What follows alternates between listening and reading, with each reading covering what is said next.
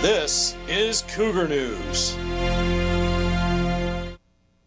Hello and welcome to this edition of your Cougar News Brief. I'm Sophia Lesseos.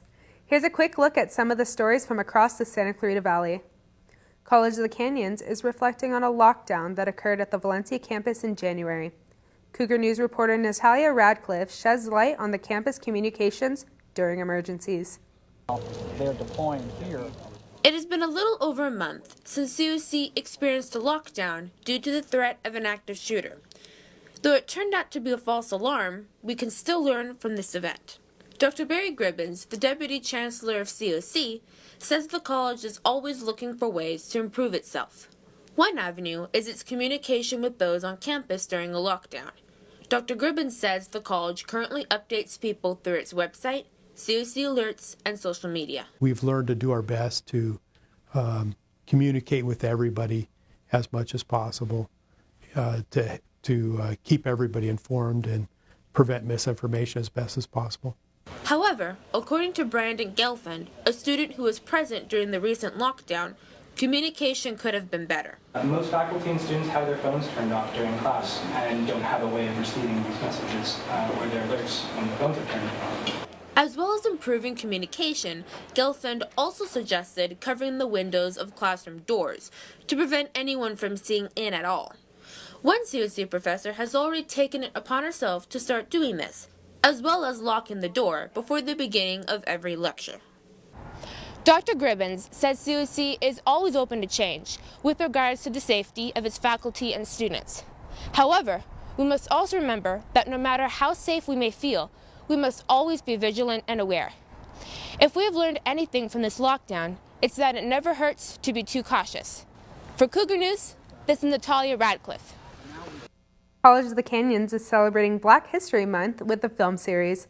Reporter Andrew Sabidra shines the spotlight on the event focused on historic African American figures. COC is hosting a film series in Hasley 101 celebrating Black History Month, and this past week they showed the film 42. I rob, I sin, oh man, I'm Jackie Robinson, except when I run base, I dodge the pen.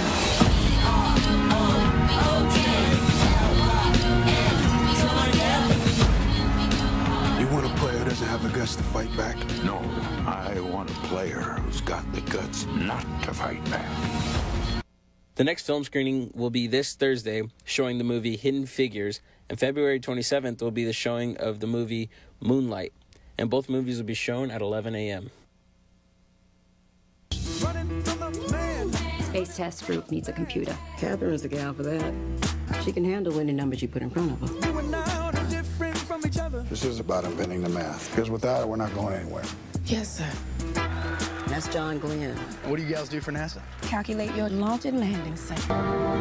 Who is you, man? I ain't seen you in like a decade. It's not what I expected. What did you expect? And this has been Andrew Sabidra reporting to you for Cougar News. This Sunday marks the 91st Academy Awards. Cougar News reporter Emily Mahler prepares us for the Oscars with a look at some of the top nominees during this episode of Cougar Review. The month of February is a stressful season for filmmakers and film fans. The awards season is nearing its end, and they have the biggest awards to give out yet. On February 24th, the Oscars will be broadcasted live for the whole world to see. Here are some of the movies nominated for the Oscars this year that we haven't talked about yet on Cougar Review. I'm Emily Mahler. Let's get started. The Favorite, nominated for 10 awards, including Best Picture, is actually a favorite in my book.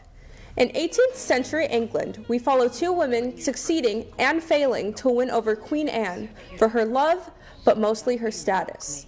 Queen Anne herself, Olivia Colman, has swept up the Golden Globe for her role, but can her story's fisheye lenses, which portray paintings of this time, do it for the Oscars? I believe so, but the next film might be in their way. Alfonso Cuarón's autobiographical black and white film Roma has been leading the awards season in victory. Set in Mexico City in 1970, we follow a year in the life of Cleo, a maid for a middle-class family.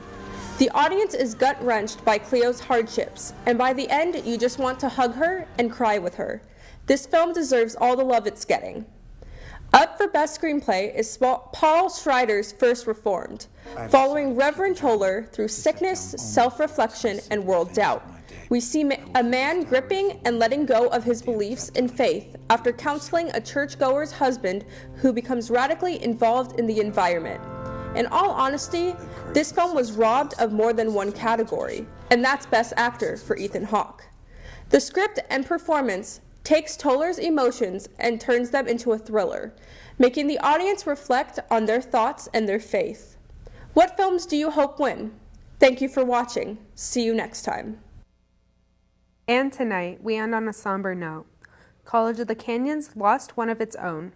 Longtime cinema instructor Guido Santi died earlier this month. Known for his warmth and caring heart, he started teaching at College of the Canyons in 2002 and is remembered by friends, students, and colleagues.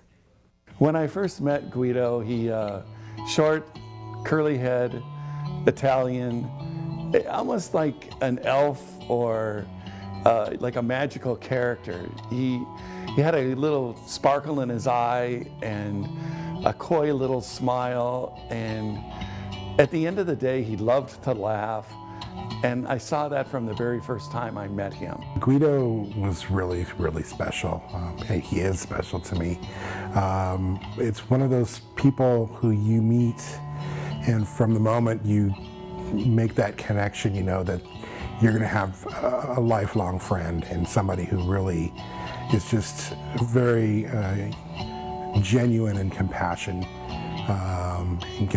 in everything that he does. And one thing that I really value just from the beginning is how sensitive and caring a person he is. I genuinely, looks you in the eye and is genuinely interested, in how you're doing and how your day's going. What a genuine, true person, and humble he was, and really caring. And it was somebody that you could just hug,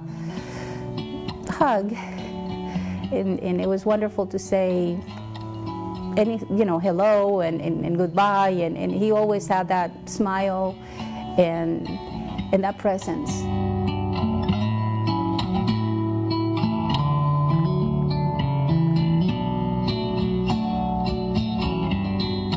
And that does it for your Cougar News Brief. I'm Sophia Lesseos.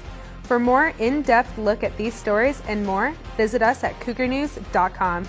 You can also follow us on Twitter and Facebook. Have a good night, everyone.